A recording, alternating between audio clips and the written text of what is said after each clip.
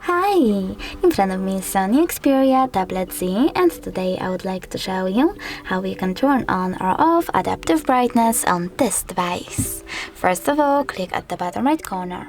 Now tap on this little icon over here with the tools and click on Auto next to the brightness slider.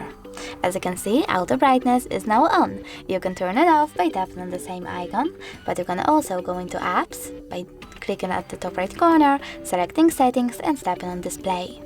Over here, click on brightness and tap on adapt to lighting conditions.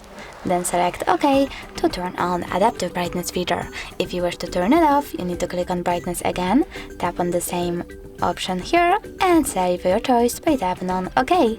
Thanks so much for watching. If you enjoyed this video, don't forget to leave a like, comment and subscribe. Bye!